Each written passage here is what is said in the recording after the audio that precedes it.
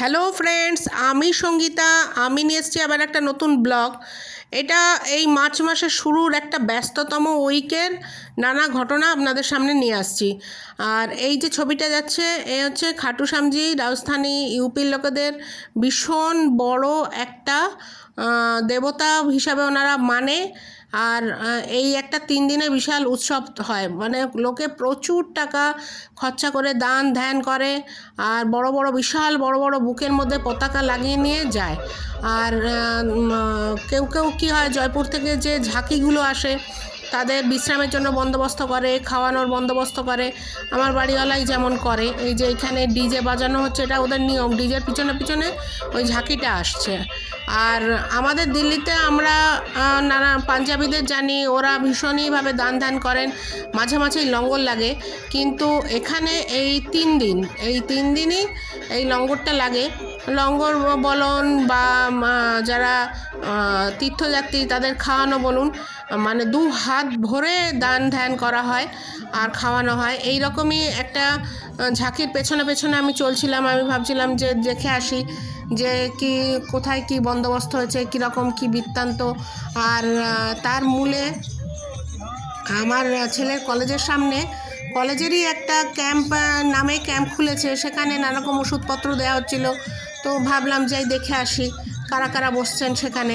সেখানে যেয়ে দেখি তো এলাহি ব্যাপার, মানে বুফে সিস্টেমে করা হয়েছে, খাওয়ানোর বন্দোবস্ত প্রায় 20-25 রকমের আইটেম সেখানে করা হয়েছিল। আর এই রকম বাইরে রাখা হয়, তো সবাই তো আর ভেতরে বসে না বা বিশ্রাম করে না, হেঁটে বেরিয়ে যায়, তাদের হাতে দেয়া হয়।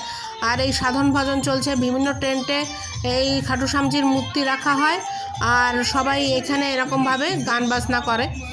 আর এই খাটু শ্যাম সম্বন্ধে যিনি জানেন না, যারা জানেন না তাদের বলি, ইনি হচ্ছে ঘটোৎকচ, অর্থাৎ ভীমের ছেলের এই যে ঝাঁকি আসছে বিশাল বড়।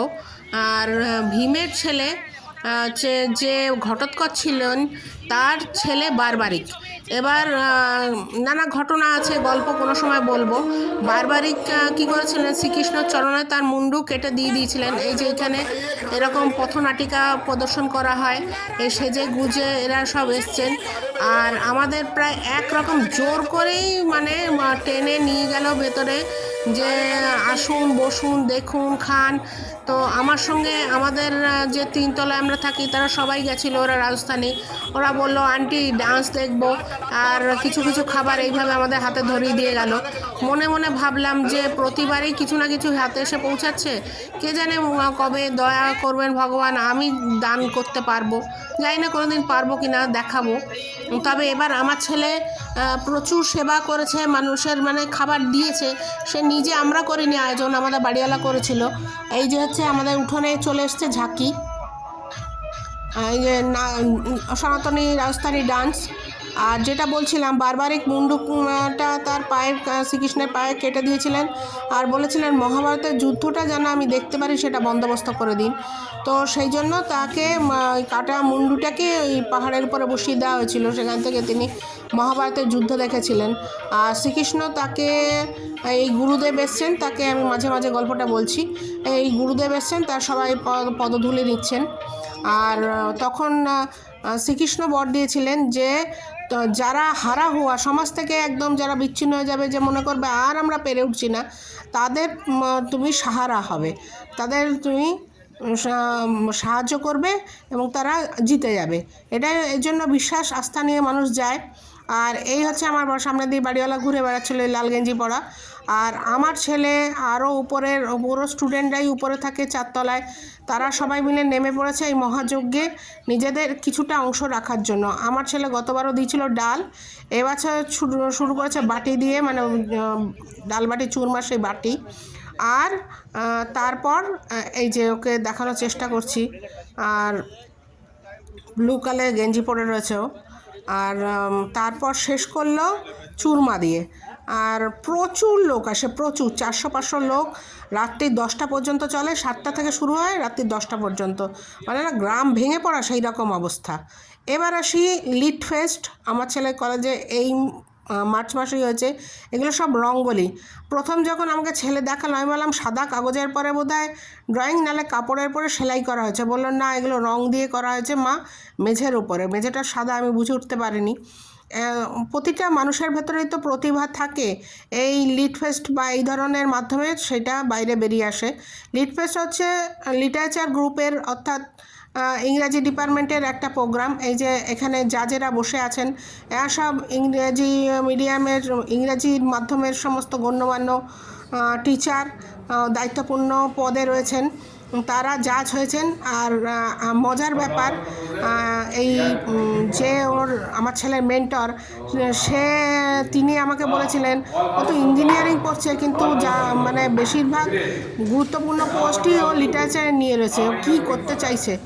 আমি মনে মনে ভাবলাম, যে ছেলে ডাক্তারি ছেলে ইঞ্জিনিয়ারিংয়ে ঢোকে আর তারপর যে লিটারেচারে ঢোকে, সে যে কী করতে চাইছে সে আমি নিজেও জানি না। এই যে মোটামুটি হচ্ছে কে কোন গ্রুপে যাবে সেই ব্যাপারটা এখানে ঠিক হচ্ছে। তারপর গ্রুপ করে নানা রকম কোশ্চেন করা হবে, চলবে। এই যে বাঙালি মাতব্বর মাঝখানে দাঁড়িয়ে সবার কোশ্চেন অ্যান্সার কী হবে, কী পদ্ধতি হবে সেই বিষয়ে জ্ঞানদান করছেন ইনি। এখানে যে আরও 4টে গ্রুপ আছে, 4টে ঘরে বসানো হয়েছে, নানা রকম প্রোগ্রামের বন্দোবস্ত করা হয়েছিল। আর যেহেতু দুটো ক্লাবের প্রেসিডেন্ট লিটারেচার গ্রুপেরই মধ্যে একটা পড়ে, সেজন্য দায়িত্বটা নিতেই হবে। আর ওদের অনেক বন্ধুরা সবাই মিলে দুদিন ধরে অক্লান্ত পরিশ্রম করে একটা মানে পরিপূর্ণ একটা সাকসেসফুল প্রোগ্রাম করতে সক্ষম হয়েছে। এই তারই একটা নিয়ম ও বলে দিচ্ছে কে কী করতে হবে আর না হবে।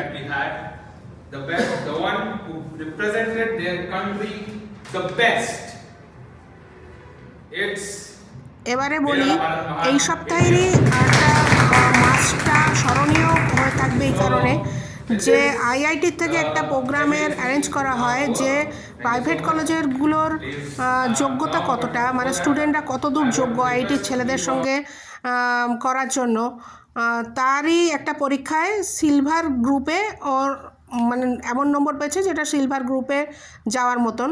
তো সেই জন্য বিসি স্যার ওদের সম্মানিত করে কিছু অ্যারেঞ্জ করেছিলেন। তারপর এই আমাদের ছেলেকেও প্রাইজ দিয়েছিলেন ডেকে, যে না তোমারও কিছু ভূমিকা আছে লিটারেচার গ্রুপে, তুমি নিয়ে যাও। নানা রকমভাবে ওদের সম্মানিত করা হয়েছে বিভিন্ন ছেলেদের।